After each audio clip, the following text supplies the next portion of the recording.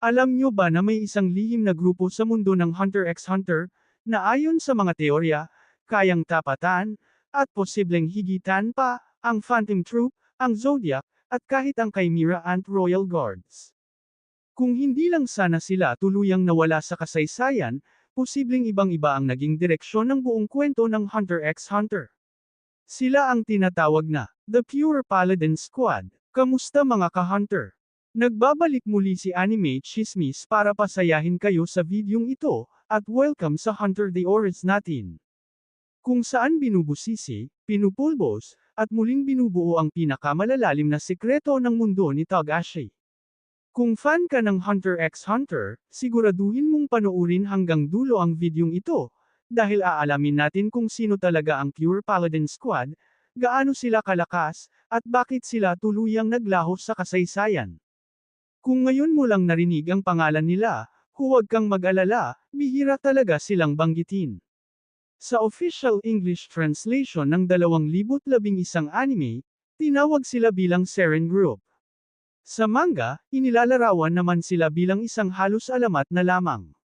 Pero kapag ginamit natin ang pangalang Pure Paladin Squad, mas ramdam ang bigat, parang mga banal na mandirigmang tagapagtanggol ng Hunter Association. Ayon sa mga nakasulat, ang grupo ay binubuo ng mga elite hunters na eksperto sa brute force, at higit sa lahat, direktang konektado sa loob ng Hunter Association. Hindi sila ordinaryong hunters, sila ang panloob na sandata ng asosasyon. Dito nagiging mas interesante ang lahat. Si Isaac Netero, ang legendary chairman ng Hunter Association, ay hindi kinilalang leader ng Pure Paladin Squad. Sa halip, isa lamang siyang miyembro. Isipin mo yun. Kung si Netero, na kilala bilang pinakamalakas sa kanyang panahon, ay miyembro lang. Gaano kalupit ang ibang kasama niya?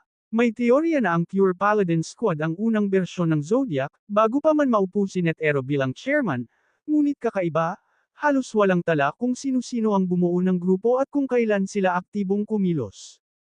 Bakit itinatag ang Pure Paladin Squad? Kung babalikan natin ang batas ng Hunter Association, malinaw na bawal targetan ang kapwa hunter, maliban na lang kung may mabigat na kasalanan. At dito pumapasok ang Pure Paladin Squad. Sila ang nagsilbing internal police, at executioners ng association, ang tagapaghusga at tagapagparusa sa mga traidor, at pasaway na hunters. Kaya hindi na nakapagtataka na sa 13th chairman election, may pagtatangka na buhayin muli ang grupo upang hulihin si Illumi Zoldyck. Pero mas lalong lumalalim ang teorya rito. Tandaan natin, si Netero mismo ay may matibay na paninindigan laban sa paglalakbay sa Dark Continent.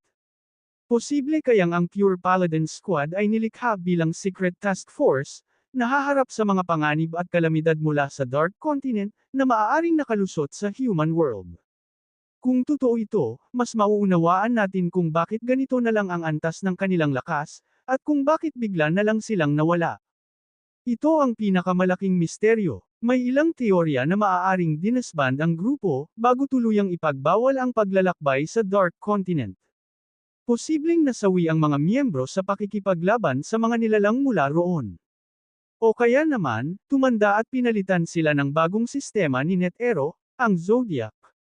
Ano man ang totoo, malinaw na wala ni isang miyembro ang natira sa kasalukuyang panahon, bukod sa pangalan ni Netero. Sa Chapter 329, isang double star hunter na si Teridine Neutral, ang nagtangkang buuin muli ang Pure Paladin Squad, sa pamumuno ni Bush Idora. Layunin nila, hulihin si Illumi Zoldyck. Ang resulta, lubos na pagkabigo, may mga namatay, madaling binasura. Mismo si Morrill ang nagsabing ang revival na ito ay kahihiyan at hindi karapat-dapat tawaging Pure Paladin Squad. Kahit kakaunti lang ang impormasyong ibinigay ni Togashi tungkol sa Pure Paladin Squad, malinaw na sila ay isang alamat sa mundo ng Hunter x Hunter. At kung sakaling ibalik sila sa manga, malamang ay mas malupit pa sila kaysa sa anumang grupong nakita natin. Ngayon ang tanong, nilik ba sila para protektahan ang mundo laban sa mga banta tulad ng Chimera Ants? O para itago ang mas malalalim na lihim ng Dark Continent? E-comment nyo sa baba, mga ka-hunter. Baka ito na ang susunod nating pag-usapan. Kung gusto nyo pa ng mas malalalim na usapan tungkol sa Hunter x Hunter, huwag kalimutang i-like, i-share, at mag-subscribe. Hanggang sa susunod. At tandaan, tayong lahat ay mga hunters.